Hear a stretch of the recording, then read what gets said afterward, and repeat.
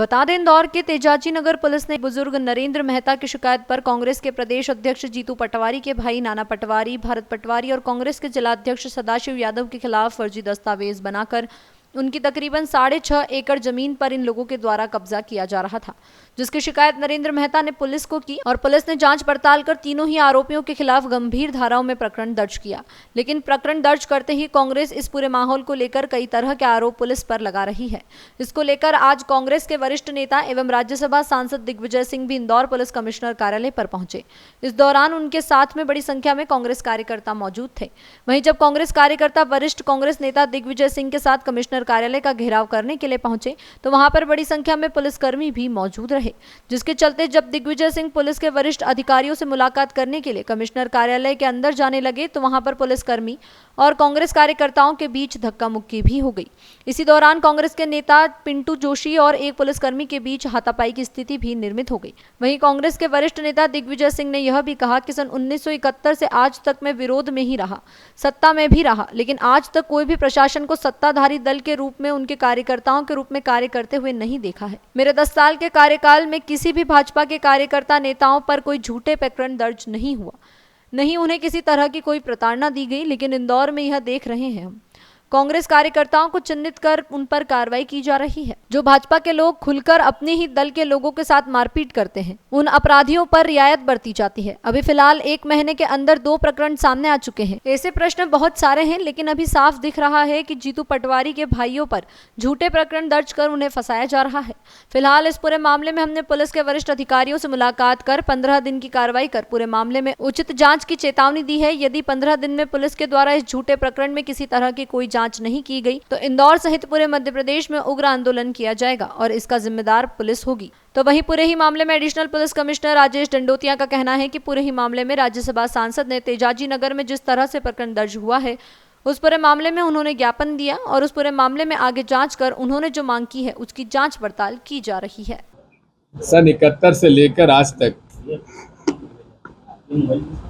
विरोध में भी रहा, सत्ता में भी रहा, लेकिन कोई भी प्रशासन को सत्ताधारी दल के रूप में उनके कार्यकर्ता के रूप में काम करते हुए मैंने नहीं देखा। मेरे 10 साल के कार्यकाल में कोई भी भाजपा के कार्यकर्ता नेताओं के खिलाफ कोई झूठा प्रकरण नहीं लगाया गया और उन्हें किसी प्रकार की प्रताड़ना नहीं दी गई। लेकिन इंदौर में ये देख रहे हैं हम लोग कि कांग्रेस के कार्यकर्ताओं को छांट कर उनके खिलाफ कार्रवाई की जा रही है और भाजपा के वो लोग जो कि खुलकर अपने ही दल के लोगों के साथ मारपीट करके उनको जबरदस्ती नंगा कराया जाता है उनके परिवार के सामने, उनके अपराधियों पर रियायत बरती जाती है। अभी फिलहाल 1 महीने के अंदर 2 प्रकरण ऐसे हो गए। वैसे प्रकरण बहुत सारे हैं, लेकिन जहां विपक्ष के नेता नगर निगम इंदौर में और प्रदेश कांग्रेस के अध्यक्ष जीतू पटवारी जी के भाइयों के प्रकरण में साफ दिख रहा है कि इन्हें झूठा प्रकरण बना के बस फंसाया जा रहा है और अपराधियों को बख्शा जा रहा है। मैं पहले चिंटू चौकसे जी का प्रकरण लेता हूं। हाँ, इनके बच्चों में और दूसरे में पड़ोसी में किसी बात को लेकर झगड़ा हुआ, दोनों के तरफ सिर में चोट आई, लेकिन जो भाजपा के साथ जुड़ा हुआ था उसको गंभीरता से लेते हुए कांग्रेस के चिंटू चौकसे के परिवार के लोगों पर गंभीर मुकदमे दायर किए उनको गिरफ्तारी की, लेकिन इनकी एफआईआर जो हुई, उस एफआईआर में जो कार्रवाई होना चाहिए थी वो नहीं हुई।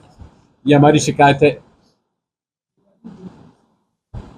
खैर, अदालत ने हमारी प्रार्थना स्वीकार की और उनकी जमानत हो गई और बाकी केस भी हम लोग लड़ेंगे। लेकिन मैंने स्वयं ने दोनों लोग जिनके सर में चोट आई है उनका फोटोग्राफ मैंने सोशल मीडिया पे डाला था। साफ लग रहा था कि बीजेपी के व्यक्ति के उतनी गंभीर चोट नहीं है, लेकिन गंभीर प्रकरण उन लोगों पे लगाया गया जो उनके साथ उनका झगड़ा हुआ। दूसरी तरफ चिंटू चौकसे के पुत्र को काफी सीरियस चोट थी,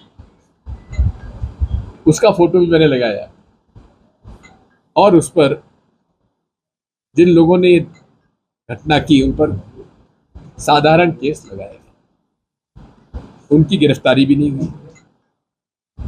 अब आइए ये ग्वाला कॉलोनी का केस।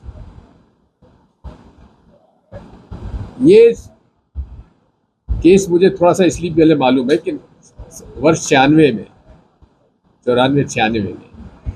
इंदौर से डेयरी जो है उनको बाहर शिफ्ट करने का एक सुझाव आया, तो वहाँ सरकारी ज़मीन थी, वहाँ ग्वाला कॉलोनी के नाम से उसको डेवलप करना चाहते थे, लेकिन वो फिर डेवलप हुई नहीं, लोग वहाँ गए नहीं किसी कारणवश से, वो ज़मीन खाली पड़ी थी। उस ज़मीन पर यादव समाज ने, जो कि गौ पालक है, उन्होंने एक ट्रस्ट का गठन किया और उस गठन करने के पश्चात वहाँ श्री कृष्ण का मंदिर और गौशाला निर्माण करने का निर्णय लिया। ट्रस्ट का रजिस्ट्रेशन तो हो गया है, लेकिन उसका नोटिफिकेशन नहीं हुआ है। अब इसी बीच में एक व्यक्ति जिनके ऊपर आपराधिक प्रकरण रहे हैं वो सामने आए। मैं उनको नहीं जानता, लेकिन जो मुझे बताया गया, ये पुलिस इसकी जांच करे कि जिसने शिकायत की है उन पर कोई आपराधिक प्रकरण है या नहीं है। लेकिन इतना जरूर है कि मैंने शासकीय रिकॉर्ड देखा है, उसमें कहीं उस महानुभाव का कहीं नाम नहीं है। कोई ना पटवारी रिकॉर्ड में है, ना खसरे में है, ना खाते में है।